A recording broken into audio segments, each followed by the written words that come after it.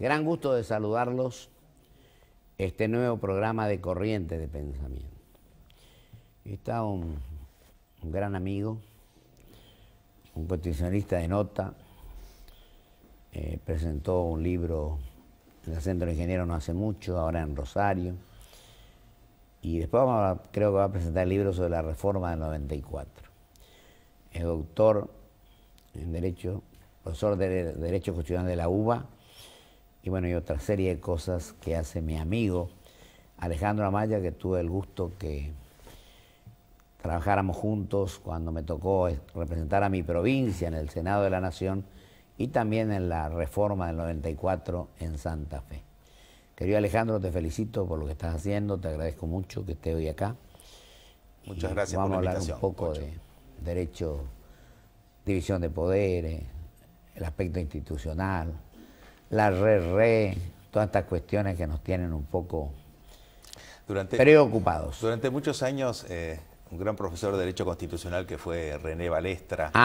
El gran profesor de Derecho Gran profesor, el hombre del socialismo, después diputado nacional por el radicalismo. Exactamente, decía que enseñar Derecho Constitucional en la Argentina era enseñar ciencia ficción. Desde el 83 ahora realmente los constitucionalistas tenemos tanta materia, tanta carne de alguna manera para saborear que realmente nos estamos poniendo al día después de tantos años de alguna manera de ser una ficción, como decía Balestra. En serio. Y René sigue viajando Rosario, Buenos Aires y dando clases, ¿no? Sí, sí, por supuesto, muy activo. ¿Te acordás en Santa Fe? Lunes a viernes. ¿Qué 3 meses que pasamos? Sin parar, 90 días. 90 días, sí, realmente. Pero bueno, eso, al lado de lo que hoy se está amenazando, es una cosa muy pequeña, ¿no? Es decir, nosotros nos opusimos a la habilitación de la reforma. Exactamente. En septiembre y en diciembre, lamentablemente, primó. Pero bueno, por lo menos hubieron algunas cosas positivas, ¿no? Muchas cosas positivas, sin duda, Pocho. Sobre todo el tema del cambio de supremacía constitucional, la incorporación de los partidos políticos. De los partidos políticos, la incorporación de los tratados de derechos humanos con jerarquía constitucional. Es decir, hay muchas cuestiones, los nuevos derechos y garantías, muchas cuestiones que han sido muy positivas. ¿Qué es lo que se quiere eliminar ahora si hay reelección? Pero además, una cosa increíble, Pocho, porque la Constitución Argentina, a partir de la reforma del 94, ha establecido un mecanismo de reforma en algún aspecto flexible, porque el hecho de que los tratados de derechos humanos puedan ser incorporados a través de los 2/3 de los votos del Congreso de la Nación, flexibiliza el procedimiento y permite ir incorporando nuevos derechos que vayan surgiendo a partir del derecho internacional. Y algo, Alejandro, que fue importante, lo del Consejo de la Magistratura, en tanto y en cuanto tuviera 20 miembros, porque si no el Ejecutivo siempre tiene mayoría. Sí, y recuerdo que nos opusimos en su momento al Consejo de la Magistratura porque entendíamos que era incorporar un instituto, digamos, impropio con el sistema constitucional que tenía la Argentina, un instituto propio del parlamentarismo europeo, ¿no? Y en ese sentido me parece que el Consejo al principio sí, pero luego no mejoró el sistema de selección de jueces, evidentemente, se ha politizado. Yo pienso que se politizó. Sí. Igual que cuando se incrementa el número de la Corte, a lo cual nos opusimos en el Senado, que dijimos que se iba a politizar la justicia, y no queríamos que ocurriera eso ni que se judicialice la política.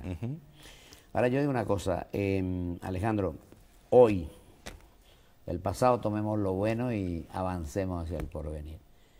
¿Cuál es tu criterio con respecto a las instituciones de la República, la división de poderes, al tema de... Yo creo que Argentina, que es un país de alguna manera que tiene una capacidad de supervivencia y de levantarse y de crecer que es realmente sorprendente para el mundo, creo que tiene una deuda muy importante. Y la deuda muy importante es justamente generar la cultura de la institucionalización. En la Argentina el sistema político... Y la cultura de la ley, ¿no? Claro, no se ha institucionalizado, es decir, nos cuesta aceptar las normas cuando normalmente no nos conviene cumplirlas, ¿no? Porque tenemos buenas normas, pero no las cumplimos. No las cumplimos, no cumplimos la Constitución, no cumplimos en general las normas. Es decir, el argentino, en términos generales, socialmente hablando, es digamos, un permanente violador de las normas. Este es un gran problema que tenemos en términos generales como sociedad. Mira, yo digo que incluso cumpliendo el artículo primero nomás de la Constitución, haría un paso enorme adelante. En el sistema representativo, republicano y federal que no se cumple. Sí, sí. Hay un parlamento que, salvo excepciones, fue muy permisivo mucho tiempo, y un poder judicial que está con muchas falencias. La permisividad del Congreso obedece a un sistema político de grandes partidos nacionales y en este caso de movimientos hegemónicos, ¿no? Cuando el Poder Ejecutivo captura también la mayoría del Poder Legislativo, si esto suponemos la disciplina de voto, evidentemente el Poder Legislativo ya no controla, ¿no? Sino obedece al Ejecutivo, esencialmente. Totalmente. El 90% de las iniciativas legislativas en Argentina son iniciativas del Poder Legislativo. Ahora, Ale, yo te digo, con respecto a los partidos políticos, tuvieron en el 38 jerarquía constitucional, pero del 83 a la fecha, los partidos en el 83 estaban enteros, estaban mucho más fuertes, hoy estamos, incorpora el mío, en una crisis muy profunda. Sí. El partido mayoritario, que hay que reconocer, el justicialismo, el gobierno, que aparentemente tendría que representarlo el oficialismo, diremos, no es el peronismo auténtico. No, no, sin duda. La crisis de partidos es una crisis que se viene preanunciando desde hace mucho tiempo, se viene viviendo en la Argentina desde hace muchos años, pero creo que nunca como se vive en este momento, ¿no? Hay una enorme cantidad de partidos, pero prácticamente son sellos de goma, es decir, los partidos realmente con representación muy pocos y con legitimidad son menos todavía, y además el sistema político tiende a un movimiento, de agrupar alrededor de una figura de un líder una cantidad de fuerzas sociales, y esto desdibuja el concepto de partido político. Además, la democracia interna no funciona. Yo digo que desde el 83 a la fecha, está bien que cuando fue electo don Raúl Alfonsín de la Rúa se retiró de la interna, pero creo que la única interna seria para elegir presidente y vice fue la de Menem, Duhalde, Cafiero de la Sota. Sí. No es casual que una auténtica elección interna. Sin duda, Pocho, no es casual que en la Argentina no funcionen las elecciones internas, es decir, porque no funciona dos requisitos esenciales de la democracia, que es el pluralismo y la tolerancia. Exacto. Y si no tenemos pluralismo y tolerancia, es muy difícil que se acepten, evidentemente, un grado de competencia en las elecciones internas. Y un debate nacional que no tratamos de darlo nunca. No. Le escapamos al debate y al diálogo. Me encantaría alguna vez presenciar un debate entre candidatos presidenciales, como sucede en la mayoría Estados de los Unidos países. Y en otros lugares. Claro. Ahora, yo digo una cosa, querido Alejandro. Este asunto del voto de los menores de 18 años, de 16 a 18, yo creo que es inconstitucional por 3 artículos. Yo dejo que vos lo desarrolles, vos sabés mucho más que yo. El 37, que establece el voto obligatorio. El 40, que dice que la única forma que no puede ser obligatorio en tanto y en cuanto se realice previamente una consulta popular no vinculante. Y el 75, que hablaste de los tratados internacionales, el inciso 22 habla de la Convención del Derecho de Niños. Y ahí habla que son niños de que nacen a los 18 años. Sí. Y agrego, yo no sé qué opinás vos. Y agrego uno más, Pocho, el artículo 23 del Pacto de San José de Costa Rica, que es el que trata justamente sobre los derechos políticos, que hay que en esto interpretarlo conjuntamente con esta cantidad de artículos que usted ha nombrado, ¿no? Sí, sin ningún tipo de duda, el 37 fija que el sufragio voto obligatorio, universal, secreto y obligatorio. Claro, y en ese sentido creo que hay fuertes objeciones de constitucionalidad en torno a la obligatoriedad y en torno al hecho de darle la posibilidad del sufragio activo, pero no del sufragio pasivo. Claro. ¿No es cierto? No pueden ser candidatos, de alguna manera. Pero aparte no pueden conducir, no pueden viajar sin autoridad. Me parece que yo, no porque esté en contra de los jóvenes, porque los jóvenes tienen otra función. Y decíamos el martes con el embajador Abel Pose, por ejemplo, que hay 1 millón de estos chicos que no estudian ni trabajan. Sí, sí, yo creo que, digamos, yo tampoco estoy, digamos, no tengo una objeción formulada en contra de la juventud, muy por el contrario, pero me parece que tenemos que estar más preocupados en formar a la juventud antes que comenzar a darle una cantidad de derechos y obligaciones. ¿Vos te acordás que en el gobierno que yo tuve el honor de presidir en mi provincia, se estableció una dirección participativa de la juventud? Habían de 15 a 30 años, con un director y con vocales que eran de todos los partidos. Ellos enviaban sus proyectos y el legislativo lo manda. Vino una intervención federal y la dejó sin efecto. Esa es la forma de protagonismo y de participación. Uno de los grandes problemas de la Argentina, de la historia institucional de la Argentina, han sido las intervenciones federales. Bueno, Corrientes es la campeona. Es la campeona, ¿no? Ha sido la provincia más intervenida en la historia. Así es. Sí. Y otra cosa que me parece que es importante que digamos, yo he sostenido varias veces, que creo que el proceso electoral o los procesos electorales no tienen que ser conducidos por el Ministerio del Interior, sino por la justicia electoral. Porque allí está el tema de los padrones, el tema de los fondos, el tema de la organización del comicio. ¿Qué opinas vos sobre eso? Yo estoy totalmente convencido, y además lo tengo escrito, que todo lo que en una auténtica democracia, donde el principio de una democracia es el control permanente, el proceso electoral, que es el corazón de la democracia, tiene que estar siempre en manos de un órgano absolutamente independiente a la posibilidad de un poder donde está el gobierno de turno. Razón por la cual esto, sin ningún tipo de duda, hace depositar todo lo que hace al control, al desarrollo de las elecciones, o en un poder independiente, o en un órgano independiente, o en el caso como en la Argentina, por tradición, en manos de la justicia. Yo tuve mi experiencia de estar tiempo en Costa Rica, digo, hay otros países que la tienen, o varios, pero Costa Rica tiene los 3 poderes, más un cuarto poder, que es el Tribunal Supremo de Elecciones, que es el que conduce todo el proceso electoral, y lo aceptan todos los otros. Son gente intachable, impoluta, transparente. Y garantiza la transparencia, valga la redundancia, la limpieza del sufragio. Sin duda, sin duda. Hay muchas modalidades en Latinoamérica, ¿no es cierto? Hay distintas modalidades. México tiene un tribunal electoral, el Brasil Tribunal Supremo, también. Brasil también lo tiene. Pero me parece que el meollo de la cuestión, el kit de la cuestión, es que todo lo que sea el desarrollo, el control de las elecciones y, lógicamente, todo el proceso logístico de las elecciones también tiene que estar en manos de un órgano independiente. Está el periodo de tacha, el periodo de padrón.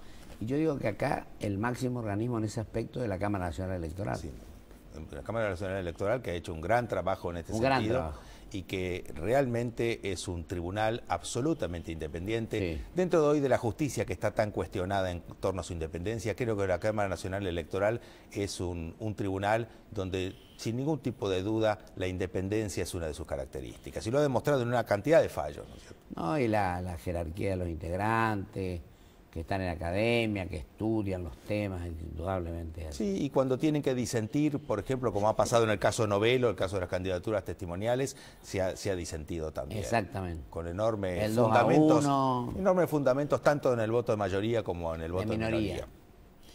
Bueno, ¿y cómo crees que tenemos qué posiciones adoptar ahora con respecto a la RRE, todo este tema?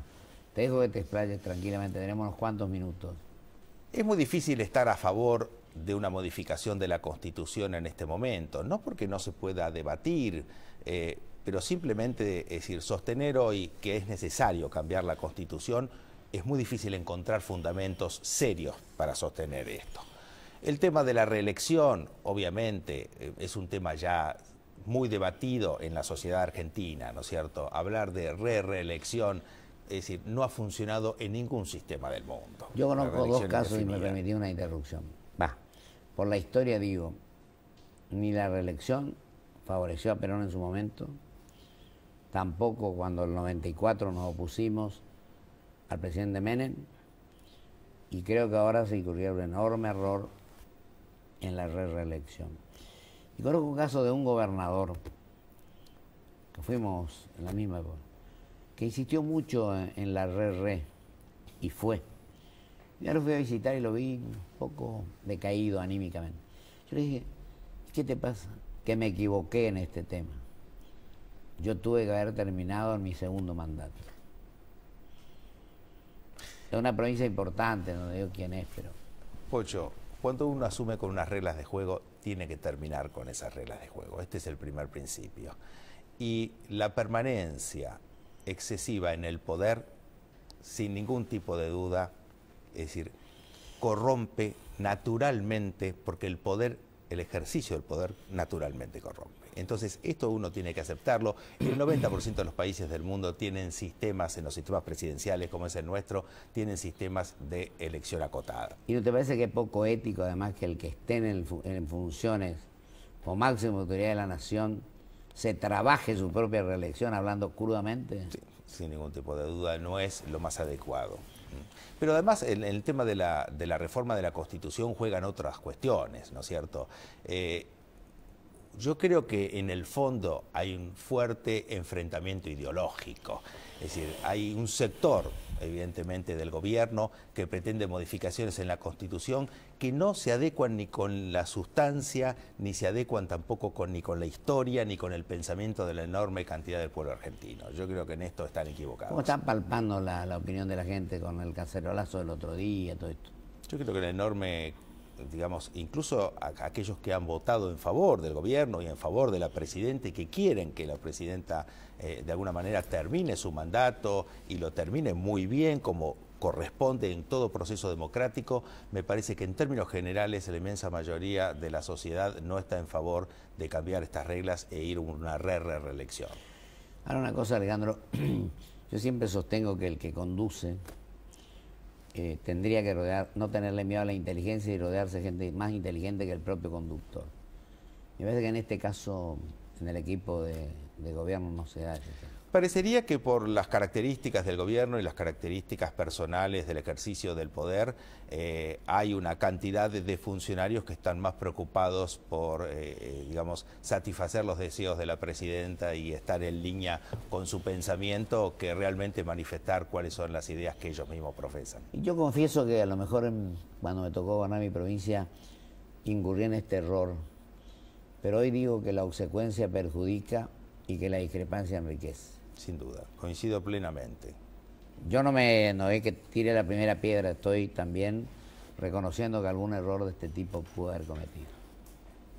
No me cabe la menor duda que la Como hablamos muchas veces, trabajamos en el Senado juntos. La discrepancia responsable y la discrepancia respetuosa siempre enriquece y genera la posibilidad del crecimiento.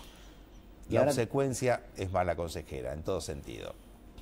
Y ahora que nos quedan unos minutos, todavía me interesaría hablar de un tema que para mí es fundamental, que es de la libertad de expresión, la libertad de prensa. ¿Cómo estás viendo esta ley de medios y la publicidad desenfrenada, enloquecida de fútbol para todos? Yo soy futbolero, me gusta el fútbol, pero me parece una barbaridad. También tenemos automovilismo para todos y tenemos tantos millones de pobres y tantos millones de indigentes. Sí, yo lo veo con mucha preocupación. Creo que el gobierno debería de alguna manera distenderse un poco más en esta cuestión. Es muy importante que el gobierno entienda que si realmente quiere perfeccionar la calidad de nuestra democracia, tiene que favorecer, fomentar y apoyar la diversidad de ideas. Es decir, así como apoya la diversidad en muchas cuestiones, también la tiene que apoyar en lo que hace a la libertad de expresión y a la libertad de prensa. La libertad de expresión en una democracia tiene un doble carácter. No es solamente un derecho individual de las personas, es una garantía institucional del sistema. Pero está en la Constitución, además. Y la publicidad de los actos de gobierno como corresponden, equitativamente, no solamente la publicidad oficial. La Corte, lo de la cadena no me preocupa tanto. Hay que cumplir algunos fallos de la Corte. La Corte ya ha hablado de alguna manera de la distribución proporcional justamente de la publicidad oficial. Claro, porque de lo contrario sé que algunos medios que reciben ese aporte van a actuar tranquilamente y los que no la tienen, sobre todo en el interior, hay muchos medios que apenas pueden subsistir. Sí, por supuesto que sí. Con lo cual estás... el empleo, porque el empleo es una preocupación enorme de la gente, que tiene que ver con todo esto, y la inversión extranjera también. La preocupación de la gente pasa esencialmente por el empleo, por la seguridad, por la salud y por la educación. Función indelegable del Estado. Tal cual. Y ahora entró a jugar la corrupción, yo le decía al Marca. Y la corrupción es un tema muy preocupante que afortunadamente ha cobrado mucho valor en este momento en la gente. La gente está comenzando a darse cuenta que la corrupción no es una cuestión de una entelequia, sino que la corrupción lo afecta directamente, cotidianamente en todos los actos diarios. Y la mentira del INDEC también. Están para traer problemas en cuanto a la inversión, porque ¿quién viene a invertir en un país donde no hay reglas de juego claras, donde las instituciones no están, Es un concepto, la seguridad jurídica no el existe. concepto de seguridad jurídica no es un concepto antiguo, como dicen algunos funcionarios, es un concepto presente justamente en los países evolucionados. La seguridad jurídica es la posibilidad de que la gente sepa cuáles son las perspectivas y cómo tiene que actuar para poder planificar su futuro.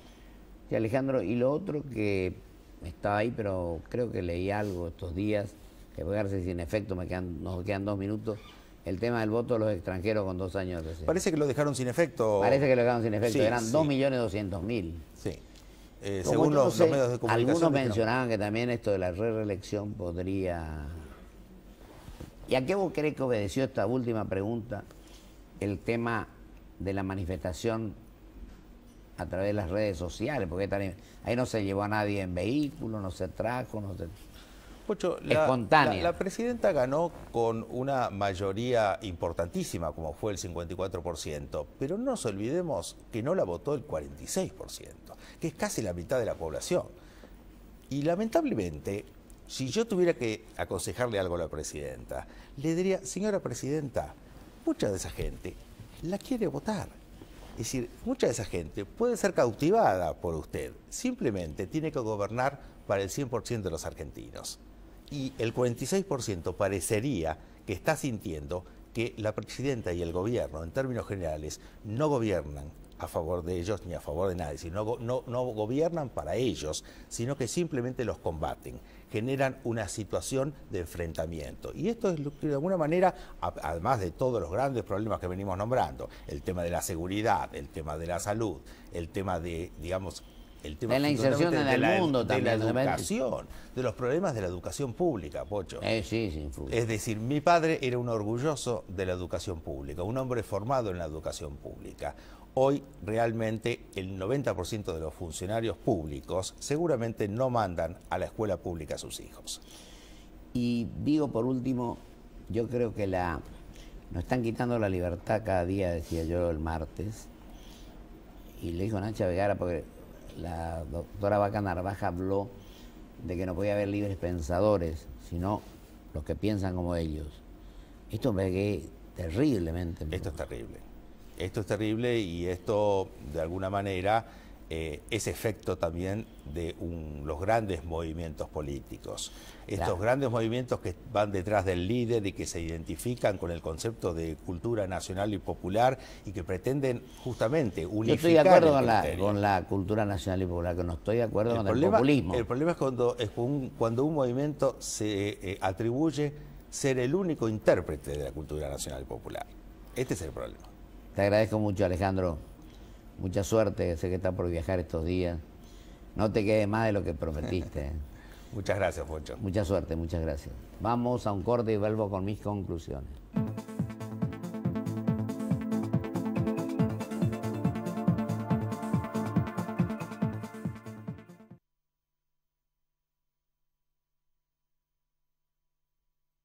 Auspicia este programa.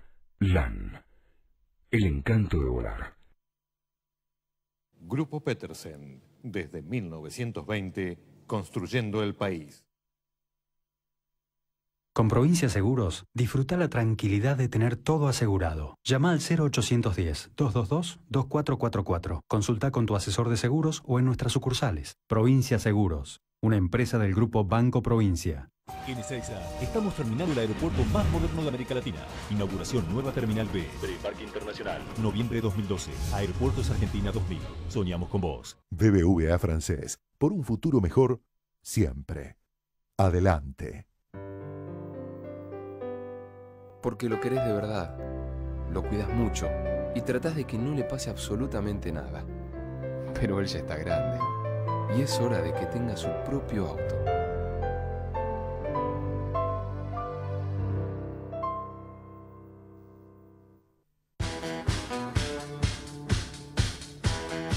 We can definitely make her beautiful. Hace milagros acá, entonces. Eso lo entendí. Que te van a dejar hermosa vos. Digo.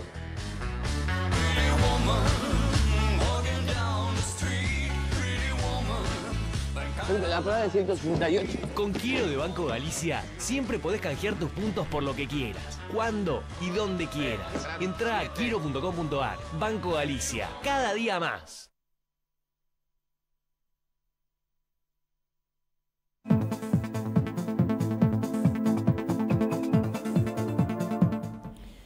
Es un gusto hablar con un hombre que estudia, trabaja, analiza y escribe muchos libros. Además tuve el honor de que colaborara intensamente durante los años que representé a mi provincia en el Senado de la Nación y en la Convención Constituyente, cuando también representé a mi provincia en contra de la reforma constitucional. Y hoy digo lo que dije la semana anterior. Categóricamente fui redundante, porque dije como 4 veces, me opongo a que se tome una sola coma de la Constitución que nos rige. Pienso que empecemos por cumplirla. Y como le decía el doctor Amaya mientras dialogábamos, creo que lo primero que tenemos que hacer es cumplir el artículo 1 de la Constitución. No entrar en confrontación con las provincias y tener réprobos y elegidos, hijos y entenados, privilegiados o no. Por eso, yo que tuve el gusto de participar en el Senado de la Nación conjuntamente con la señora Presidente, le tengo que decir con total sinceridad que deseo fervientemente, que aspiro como ciudadano, que ella retome un camino distinto, un camino del diálogo, un camino de aceptar la discrepancia, un camino del pluralismo. Yo a veces la escucho y dice, convoco a todos los argentinos, quiero la unidad nacional. Yo no hablaría de unidad nacional porque me parece muy pretenciosa la frase. Hablaría de entendimiento nacional, poniéndonos de acuerdo, por ejemplo, en nuestra inserción en el mundo, en la educación, en la salud, en lo que hace al mayor bienestar para nuestros semejantes, dejando de lado el excesivo individualismo de que somos nosotros los argentinos, que pensamos mucho más en cada uno de nosotros que en el prójimo, que en los demás. Y en este aspecto no hay que ser sino parecer. Ella obtuvo el 54,11%. Pero creo que tenemos que terminar con un mal que viene de lejos, de que sea el Ministerio de Interior el que maneje los procesos electorales. Tenemos ejemplo en muchos países. Yo tomo como ejemplo a Costa Rica. Creo que es la Cámara Nacional Electoral la que debe conducir el proceso electoral de padrones, de boletas, de los recursos incluso, para que sea totalmente transparente. Porque cuando lo maneja el Ministerio del Interior, lo hace a favor del gobierno al cual está representando. Es un secretario del Poder Ejecutivo. Entonces creo que nuestra obligación, a menos de un año, a casi un año de un proceso electoral, es luchar intensamente para lograr la mayor transparencia, para evitar la suspicacia que está incluso en el fondo de cada uno de los habitantes de la República, que no creen mucho en nosotros, en la dirigencia. Tratemos de transparentar, de tener transparencia y coherencia en nuestras actitudes, que eso va a significar la recuperación de credibilidad y de prestigio de la dirigencia política argentina. Muchísimas gracias. Hasta el próximo programa, si Dios quiere.